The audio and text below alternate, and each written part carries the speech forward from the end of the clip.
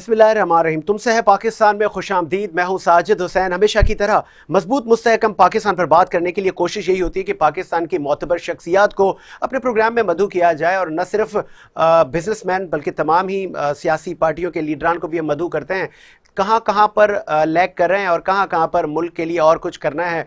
जब हम ऐवाने बाला से लेके कौमी असम्बली तक हम नज़र डालते हैं, तमाम इदारों की माँ और कौमी असम्बली में जहाँ बैठने वाले जो वहाँ कानून साजी जिनको करनी चाहिए, वहाँ पे गाली गलोच की सियासत। और ठीक है, बहुत सारे ममालिक में जहाँ डेमोक्रेसी है इस तरह के वाक़ियात देखे गए, लेकिन पाकिस्तान की तारीख में इस कदर इतना लेवल माजी में नहीं देखा गया कि मतलब वो मुग़ाल ज़ात की वीडियोज़ सोशल मीडिया पर वायरल, और न सिर्फ हुकूमती शख्सियात, अपोजिशन अरकान और इवन कायदे हिज़्ब इख्तिलाफ जनाब शहबाज शरीफ साहब को स्पीच न करने देना, हूटिंग करना, chairman Pakistan peoples party Bilawal Bhutto Zardari साहब की भी स्पीच को रोकना, तो क्या वाकई जिस तरह नून लीग के जो अरकान असम्बली हैं उनका कहना है कि मौजूदा हुकूमत क्या सदारती निज़ाम की तरफ ले जाएगी, कहाँ पे ऊँट किस करवट बैठेगा। जब हम सिंध हुकूमत की बात करते तो यहाँ पर भी बजट पेश किया गया,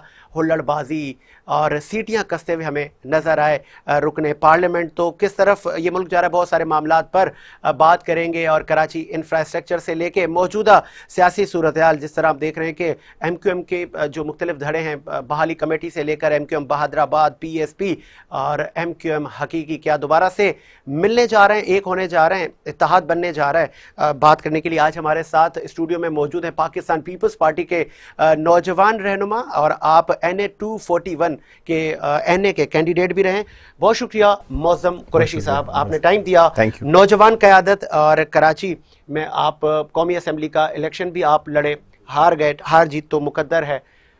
पार्लियामेंट में आप गए नहीं, लेकिन एक हर वर्कर की सियासी तरबियत होती है। क्या पॉलिटिकल पार्टीज़ में अब वो तरबियतें नहीं होती? हमने जिस तरह कौमी असम्बली में देखा, आपको लगता है कि महज़ब मुआशरे में और हमारी आने वाली यूथ जो नौजवान हमारी फैमिलीज़ बैठ के देखती हैं कि यहाँ पे कानून साजी होगी, मुल्क की बेहतरी के लिए बिल लाए जाएंगे, और वहाँ पर रुकने पार्लियामेंट अगर इस तरह का रवैया हो, क्या कहेंगे? बहुत अच्छा सवाल किया है आपने, और मैं समझता हूँ कि ये इस वक्त की ज़रूरत भी था ये सवाल। देखें, पाकिस्तान पीपल्स पार्टी का अदना सा कारकुन होने के नाते से, क्योंकि मेरी एक ही पार्टी से वाबस्तगी हमेशा से रही है और हमेशा रहेगी भी, तो उस हवाले से मैं पाकिस्तान पीपल्स पार्टी के हवाले से आपको बताऊं कि हमारे यहाँ आप देखें नज़्म व ज़ब्त, हमारे यहाँ जो रिवायात हैं, जो सियासी रिवायात हैं, उनको बरकरार रखा। हमारे तमाम ही जितने भी MNAs MPs हैं, उन्होंने जो है वो उस हुल्लड़बाजी का हिस्सा नहीं बने जो हुल्लड़बाजी हम देखते आए वहाँ पे, जो हमने पार्लियामेंट में देखी, नेशनल असम्बली के अंदर देखी, इवन प्रोविंशियल असम्बली में भी हमें देखने को मिली।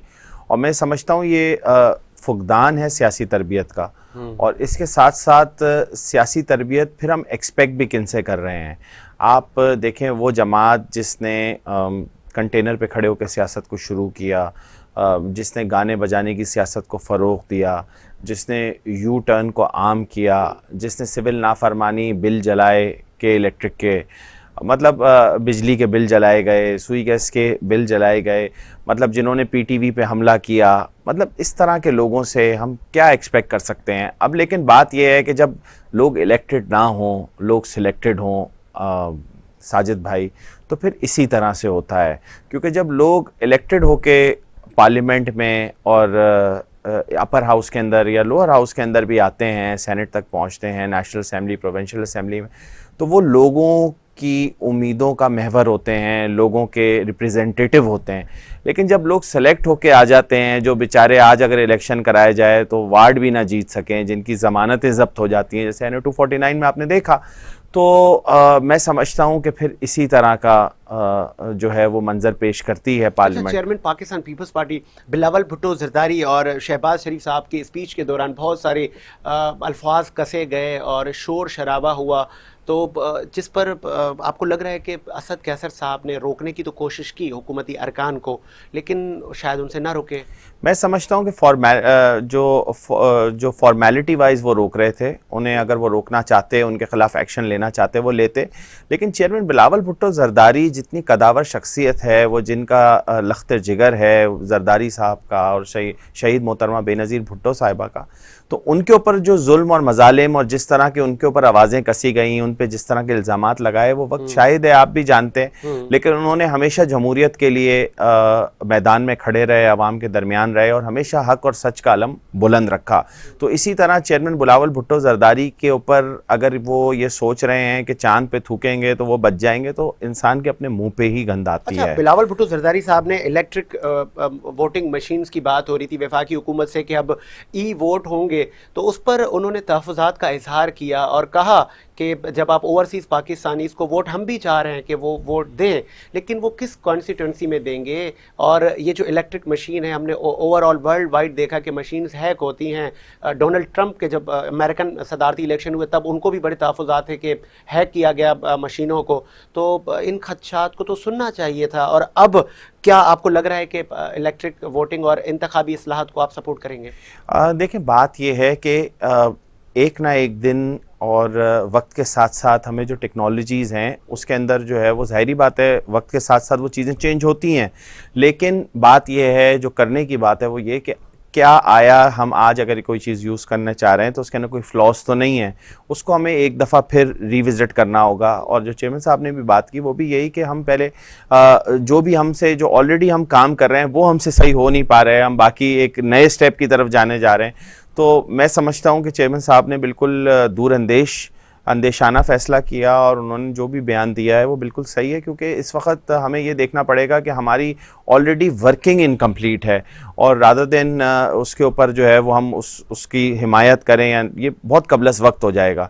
تو سب سے پہلے اس کے اوپر ہمارا الیکشن کمیشن آف پاکستان جو ہے وہ اس کے اوپر پورا اچھی طرح ورکنگ کر لے. اس کے بعد جب ایک مضبوط حکمت عملی کے ساتھ ہم اتریں گے تو ضرور بالکل. اسد قیصر صاحب اسپیکر قومی اسمبلی، اس کے خلاف بھی قرارداد پیش کی جا رہی ہے اپوزیشن کی طرف سے.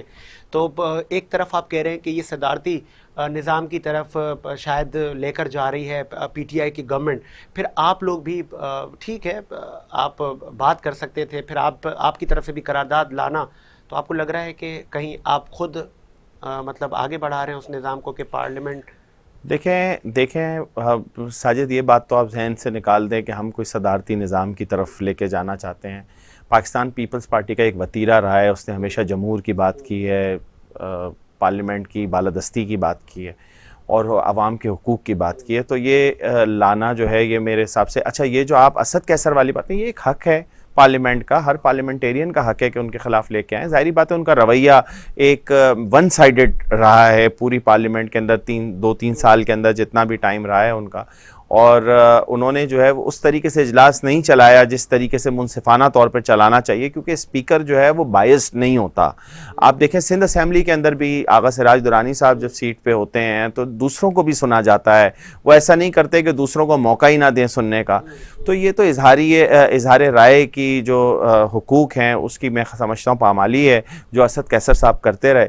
تو میرے حساب سے اس کے خلاف لانا اس میں کوئی مذائقہ نہیں ہے. اس کا موجودہ جو ہم سیاسی صورتحال دیکھ رہے ہیں اس میں آپ نون لیگ اور باقی جو اپوزیشن کی جماعتیں ہیں پھر سے آپ یکجا ہونے کی طرف جا رہے ہیں اور ایک دوسرے کے خلاف کوئی اسٹیٹمنٹ اب دوبارہ نہیں آ رہی، کیا واپس پی ڈی ایم بننے جا رہی ہے؟ دیکھیں ہماری اسٹیٹمنٹس کبھی بھی کسی ایک دوسرے کے خلاف کوئی بھی آئی نہیں ہے، میں یہ سمجھتا ہوں. میں تو دیکھیں ہم ایک عوام کے حقوق کی ہم بات کرتے ہیں، وہ بھی عوام کے حقوق کی بات کرتے ہیں، وہ بھی بولتے ہیں کہ عمران نیازی جو ہے وہ اس ملک کو تباہی کی طرف لے جا رہا ہے، ہم بھی بولتے ہیں کہ وہ تباہی کی طرف لے جا رہا ہے. تو کہنے کا مقصد یہ ہے کہ ہم سب کی کوشش تو یہی ہے کہ عوام کے حقوق کو جتنا زیادہ اس کا جھنڈا بلند کر سکیں، اور آپس میں کبھی بھی وہ حرف آخر نہیں ہوتا. سیاست کے اندر ڈائیلاگ بھی ہوتا ہے، مزاحمت بھی ہوتی ہے اور مفاہمت بھی ہوتی ہے. آگے بڑھتے ہیں. آپ لوگوں نے بجٹ کو مسترد کیا اور بہت سارے اکابرین اور بہت ساری جگہوں سے اس بجٹ کو اپریشیٹ کیا گیا کہ کووڈ کی آفت کے بعد بھی اس طرح کا بجٹ وفاقی حکومت کا پیش کرنا